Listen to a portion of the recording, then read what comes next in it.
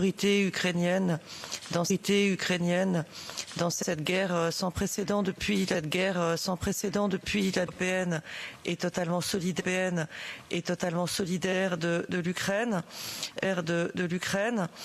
en termes de sanctions à l'encontre de la Russie, c'est bien le moins soutien humanitaire, c'est évidemment bien le moins. Je vais ne pas parler plus longtemps parce que c'est nous qui voulons situation sur le plan militaire, peut-être sur le plan des ce que vous attendez de nous, et puis je voudrais que nos collègues puissent très nombreux à s'être inscrits sur la liste, donc sans plus attendre, monsieur le ministre, mon collègue et ami David McAllister, président de la commission des affaires étrangères.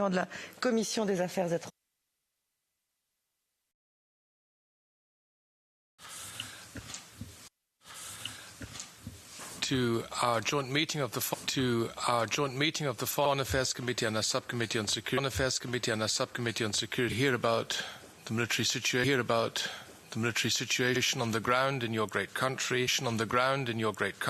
Nathalie Loiseau has just presented all the questions which colleagues are. Any further ado, we give the floor now to the Minister. Merci.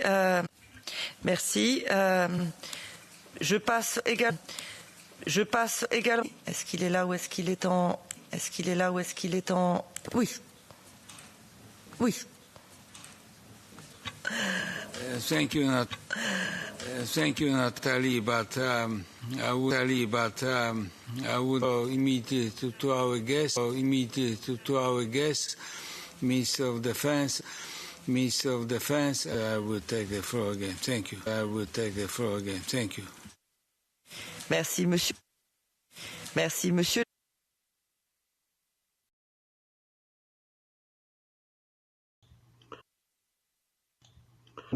Депутати Європейського парламенту, все українське суспільство вже 8 років тому зробило свій зовнішньополітичний та цивілізаційний вибір на користь Євросоюзу. І сьогодні цей вибір зі зброєю в руках. І наша ціна за цей вибір, як ви розумієте, вона безпрецедентно висока. Український народ її платить кожен день. Тому що ми не бачимо для себе альтернативного варіанту, цивілізованому, демократичному способу життя. І положені права людини, і тому саме тиранія для нас точно є ніяк неприйнятна. Кілька тижнів тому ви теж зробили свій вибір, підтримавши у своїй резолюції Україну на шляху до повноправного членства в Європейському Союзі. І я вам за це дуже дякую. На жаль, цей момент на тлі повномасштабної військової агресії Росії проти України. І те, що зараз чинить Кремль, це справжнє варварство. Кремль – це колективний Гітлер сьогодення. І це без перебільшення. Я не можу без емоцій нелюдські методи ведення росіянами бойових дій проти України. Це не просто війна, а це державний тероризм.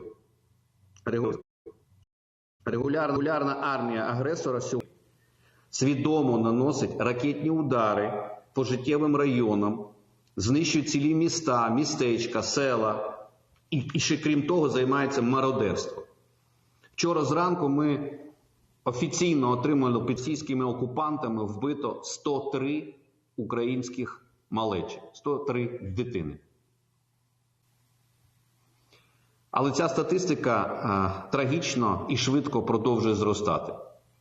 Адже надходять страшні новини з різних регіонів.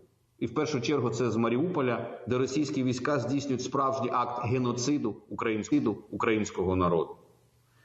Місто, в якому проживало 400 тисяч мешканців, сьогодні вже 3 тижні знаходиться без води, без світла, без тепла. Та артилерією. Гуманітарні конвої для виїзду мирних мешканців і для можливості постачання гуманітарної допомоги до Маріуполя постійно блокуються російськими окупантами. Їх постійно обстрілюють. Заявою місцевої влади, місцевої мерії, вони оцінюють втрати цивільного населення понад 20 тисяч осіб. Постійно. Ви, мабуть, вже чули про те, як було нанесено авіаудар по близько 1200 жінок та дітей. І що на асфальті великими літерами біля цього театру було написано слово «діти». Щоб було видно льотчику літака військового, що там знаходяться діти. І все одно ця потвора скинула туди бомбу.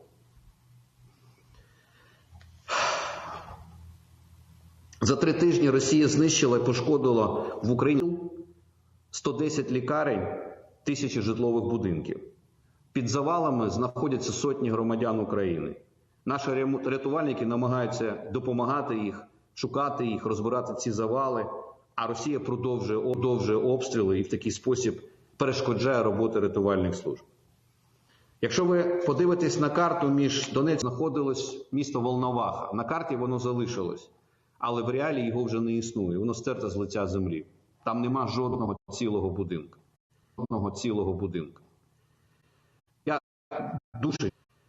Я душить стриваючи російською агресією, але я прошу і закликаю усіх євродепутатів нарешті визнати персонально Путіна військовим злочинцем, як це вже зроблено в Сполучених Штатах Америки. І я переконаний, що суд в Гаазі попереду. І я переконаний, що прокурор Міжнародного кримінального суду вже розпочав відповідне розслідування. Тому що для цього рішення такого суду є усі підстави. І сьогодні на тимчасово захопленій території розстрілюють людей цілими родинами. Викрадають, вбивають мерів, очільників міст, які не пішли на колаборацію з російськими окупантами. Вбивають священників, викрадають журналістів. І це в 21 столітті. Вбито вже декілька іноземних журналістів. Евакуацію цивільних біля міста Київ. Це навіть не було бойові дії, це була евакуація. Пострілом в голову. Колишнього фотографа Нью-Йорк Таймс. І це варварство відбувається в Європі, шановні. Тому що сьогодні Росія має мету знищити Україну, має мету знищити гуманізм, міжнародне право, мир, свободу. Ті цінності, які сьогодні нас з вами разом роблять людьми. Ми не машини з вами і не звірі. Але в полях сьогодні та містах України наші люди, наші військові борються з звірями, які сидять в машинах, в тих танках, з російськими літерою Z, як під час концтаборів фашистської німецької пануючи тоді ідеології фашизму. І цьому можна було б запобігти. Я казав про те, що Росію можна зупинити, якщо буде справжня відсіч. І сьогодні українська воля, український народ показали, як потрібно робити відсіч Росії. На сьогоднішній день, трошки вам статистики, шановні євродепутати, ніж за 2 чеченські війни. Понад 14 тисяч військових і 1500 бронемашин. Ми збили 80. Ми ліквідували кілька генералів російських. І втрати під час Радянський Союз за 10 років війни в Афганістані. Здатно і користуються безпрецедентною підтримкою українського народу. І ми сьогодні проводимо і далі мобілізацію. Створили сили територіальної оборони, які є складовою Збройних сил України. Сьогодні десятки тисяч патріотів взяли зброю в руки, щоб захищати свої вулиці, свої дома, свої міста. Сьогодні створена ставка Верховного Главнокомандуючого в Києві і відповідно всі військові.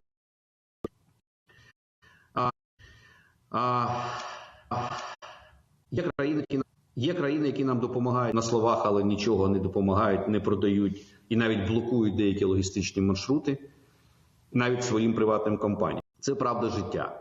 Справжні друзі, справжні сусіди, вони сьогодні, ми їх можемо зрозуміти і оцінити, хто насправді є друг, хто насправді є сусід.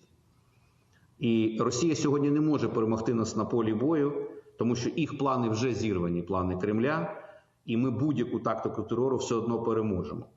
Питання тільки в ціні, яку заплатить за це Україна. Тому що мета терору – це сіяти страх, а страху у нас немає. Я просто хочу, щоб такого страху не було у кожного з вас теж. 16 березня 2014 року, рівно 7 років тому назад, Москва влаштувала фарс і провела так звану Москву можна було зупинити. Але цього не зробила світова спільнота, не відреагувала належний спосіб, жодний механізм тоді не спрацював. І сьогодні весь світ тепер платить за цю помилку. Втрати сьогодні несе вже не тільки Україна. Сьогодні економічно втрати несуть багато інших теж країн. І буде продовження. І проблеми з продовольством, і енергетичні проблеми, і соціальні потрясіння. Сьогодні ви знаєте, що російські окупаційні війська захопили вже дві відомі Чорнобильська атомна електростанція та Запорізька. Там відбулася аварія, і з того ядерне паливо, і там до сих пір знаходиться під контролем російських терористів. Якщо там буде стрілянина, якщо там будуть обстрілювати ракетами і бомбами, то це зачіпить всю Європу. Сьогодні ситуація на Запорізькій атомній електростанції, а це діюча атомна електростанція, найбільша в Європі. Там 6 енергоблоків і силам російських вояк-терористів. І це вже небезпека для мільйонів людей не тільки в Україні, а в Європі. Це небезпека в ваших країнах, які ви представляєте сьогодні в Європарламенті. Сьогодні 3 мільйони біженців за статистикою нараховуються з України в різних країнах, які ховаються, рятуються від цієї війни. Бути ще багато більше. Тому гуманітарна криза на порозі, шановні колеги, депутати Європарламенту. 3 мільйони населення українців – це приблизно як 5 Люксембургів. Майже все населення Литви або половина Данії. Просто уявіть ці цифри. І всі ці люди втратили своє життя в війні і сьогодні страждають кожного дня. Я щиро дякую Євросоюзу і притулок за те, що ви надаєте нам гуманітарну допомогу. І я дякую тим країнам-сусідам, які спростили прикордонні всі митні процедури для того, щоб наші люди могли сховатися від цього російського фашизму та нацизму.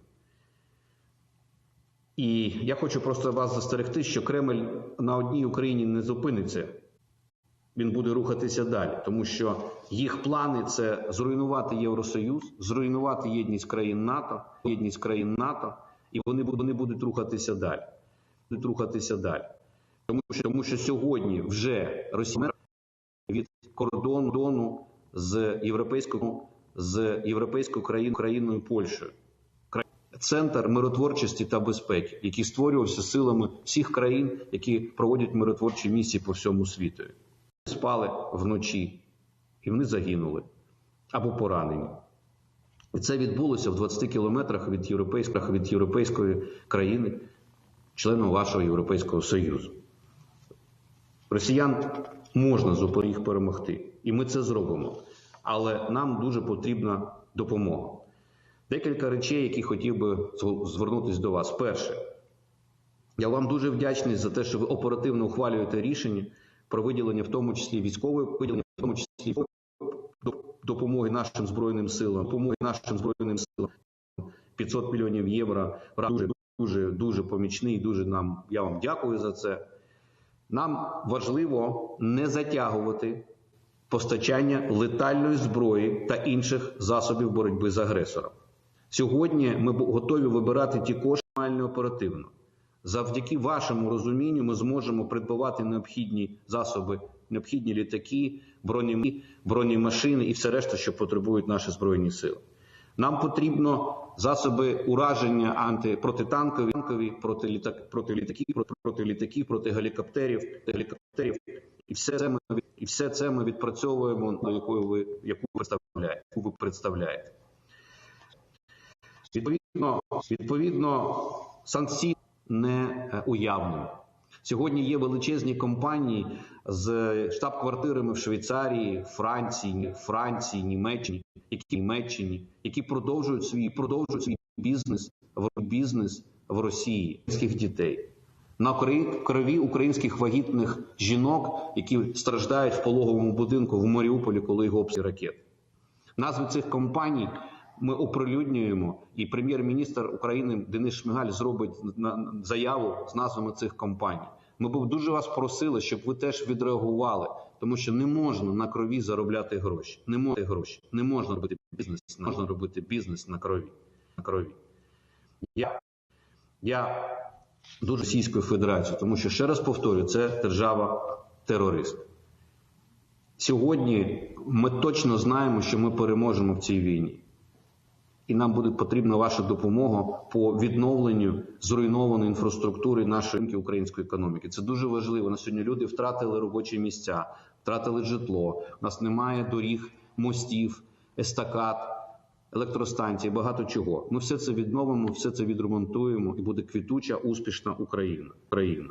І це якраз буде демонстрацією того, що у нас з вами єдині європейські цінності, єдині погляди. І Україна, я нагадую, в місті Рахів, в Карпатах, знаходиться географічний центр Європи. Можете попросити ваших друзів-географів, це люди європейської країни. Дуже дякую європейської країни. Дуже дякую за те, що ви знайшли час мене.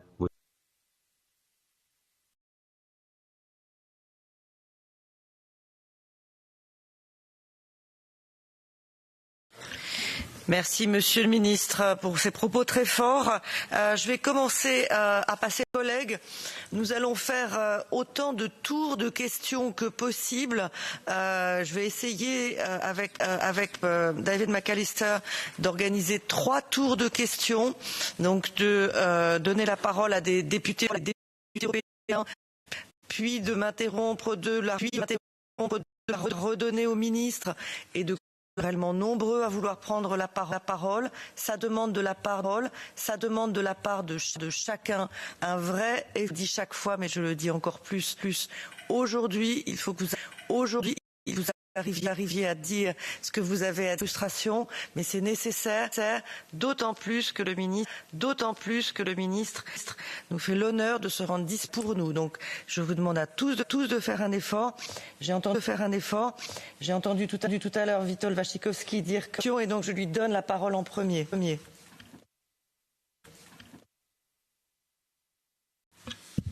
Express my opinion in Polish because I think this is the language will be best. Panie ministrze, powszechnie wyrażamy solidarność poprzez pomoc humanitarną. W przypadku Polski gościmy już 2 miliony uchodźców ukraińskich. Tą solidarność wyrażamy przez pomoc wojskową. Chcieliśmy przekazać między innymi tak potrzebne wam samoloty do obrony, ale inicjatywa została zatrzymana przez niektóre państwa europejskie. Pokazujemy też naszą solidarność na płaszczyźnie politycznej i tutaj wskazuję na wizytę kilku premierów, w tym premiera polskiego.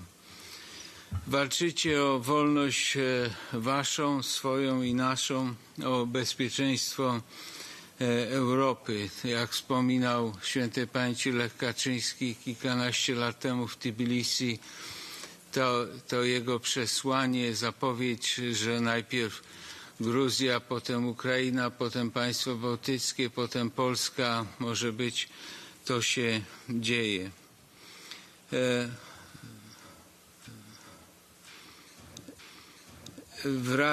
Wraz z wizytą Pryamońskiego w ostatnich dniach uważam, że takie wizyty powinni również ci premierzy tych państw, które roszczą sobie pretensje przez tych wielkich państw sprawują w tej chwili bardzo ważne funkcje w Kijowie. Mam nadzieję, że jeszcze będą w Kijowie. Bo jeszcze nie ma wystarczającego poparcia politycznego. Powinno być to poparcie. Mamy mechanizmy i fundusze, żeby to poparcie zapewnić. Nie ma więc deficytu w możliwości, które moglibyśmy nałożyć na Rosję. Jest deficyt woli pomagać. Nie mam pytań do pana ministra o strogę. Pewno musicie negocjować, ponieważ jesteście rozwój sytuacji negocjować, rozstrzygnięcie wojny. Być może prośbę, abyście byli ostrożni, abyście uważali definicję swojego statusu, która nie byłaby podważana.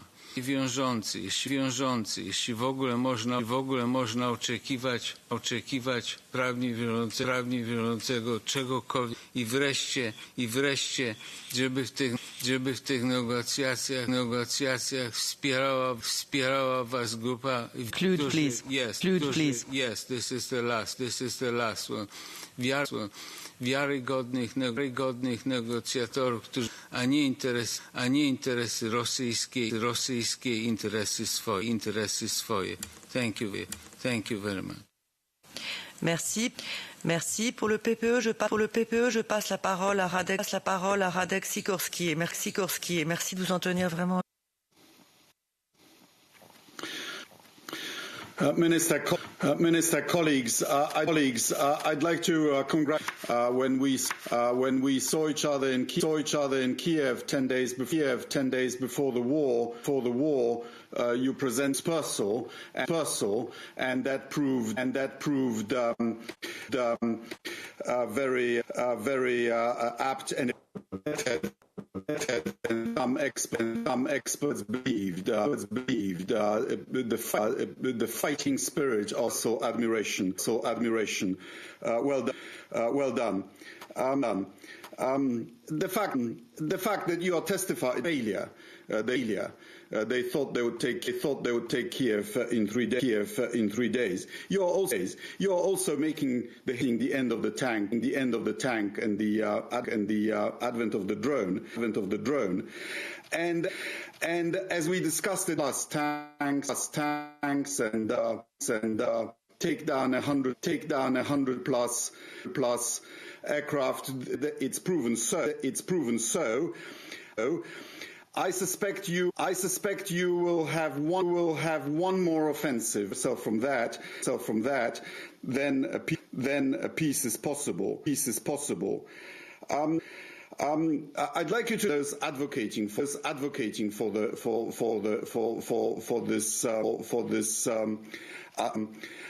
act of aggression. You have fought out your right to be. And lastly, my question. What do you think are the chances of Belarus? Merci Sven Mixer pour la SND.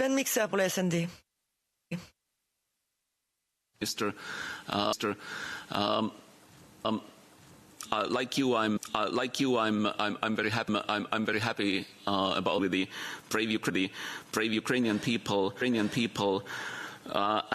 and at the same time, how long it took for the world and for Europe collectively to wake up to the true nations. First, Putin is a war criminal, and so are many of his cronies. War crimes being committed in Ukraine by the Russian military. Help to the ICC and other international organizations who are investing. We need usable, documented, forensically usable evidence to bring those perpetrators, including Putin, to justice. Because those organizations are limited in their resources and also in their access to the priority for Ukraine. The priority for Ukrainian army is fighting the war. Not just a question. In Europe and in the world in general, Ukraine is, but this is not the case. This is not the case in Russia. And Russia has been sort of hermetically. Do you have any advice to us as to what more we can do to penetrate the bubble, horrible images of the war crimes being committed by their beloved leader in their name, Ukrainian soil. Thank you. Merci pour Renew Europe, Petra Sostrevicius. Thank you, Chair. Dear Minister, thank you very much for your courageous, brutal, aggressive, and criminal. Putin made himself as a war criminal. He can't be any civilized country for any meeting whatsoever. Only by military force. It's as clear as it is. Sanctions. And you made a very good point on this. So that's why the West pose even more. Fifth, sixth, seventh, as many as it needed. The Russian Federation. I really adore 3 weeks.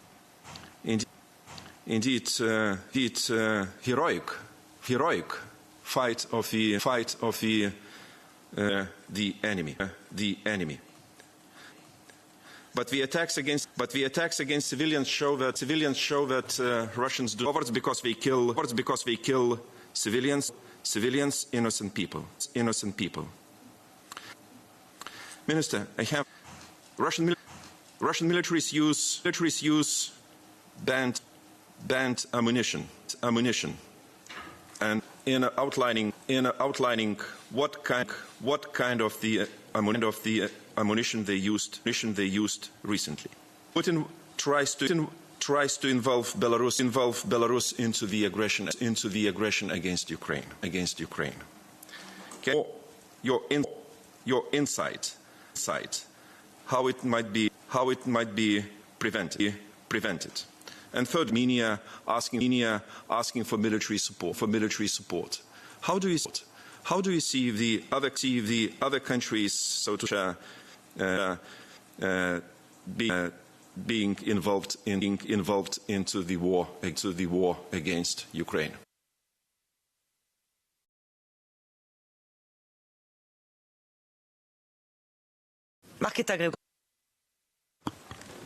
Thank you, Chair, and thank you, Minister.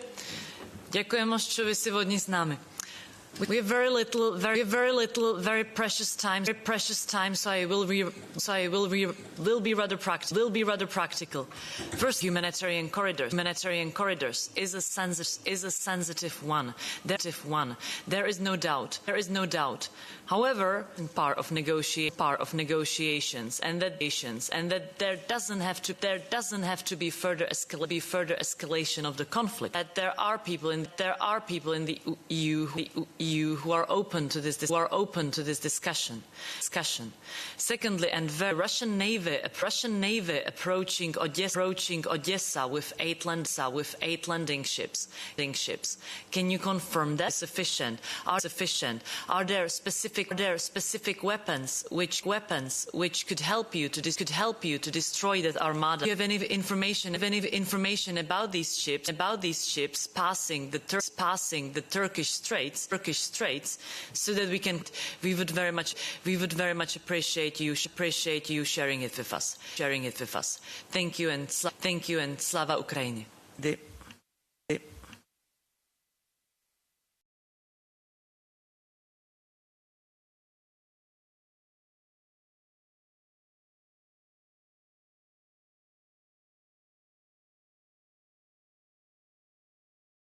Mrs. Bonfrisco, could you please press on the speak button?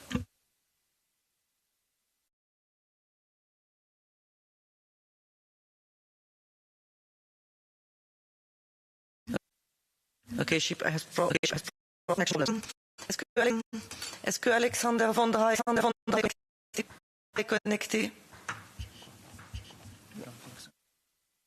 S'il n'est pas connecté, je passe la parole à Fabio Castaldo.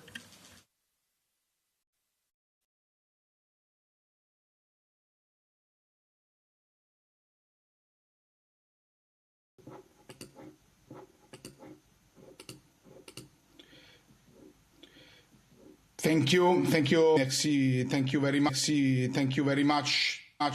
to Minister Reznikov. I would like to thank you for your government and all the brave Ukrainian people. Aggression you are facing every day by Russia, and as I said, this is not a conflict between two states. U.S. cause to condemn those actions. A war criminal. Well, I do not have any problems to reiterate that. And is attempt to prevent Ukraine from deciding its own future is unacceptable in our words. So this is an attack to the whole your country and the European Union. We stand by your side and committed to your support. Let me ask a few Reznikov. First of all, I'd like to ask you to elaborate further. On the recent intention to organize a fake referendum in Kherson, along the same lines as the one and even before in Crimea. It is a concrete possibility. Kherson and other regions with the false and vain hope to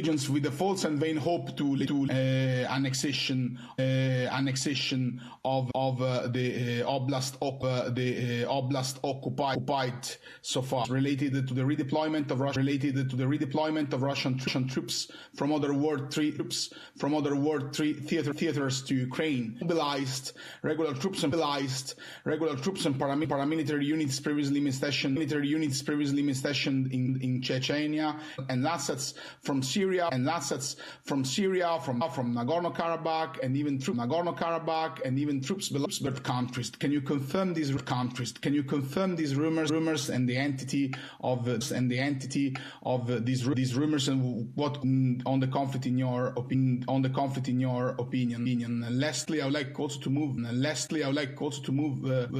For the main, probably less covered. Can you please conclude, Fabio? But crucial from the outcome, which was the degree of intensity of Russian cyber warfare. Still nowadays, and how can you support our support also in the cyber domain? Thank you very much.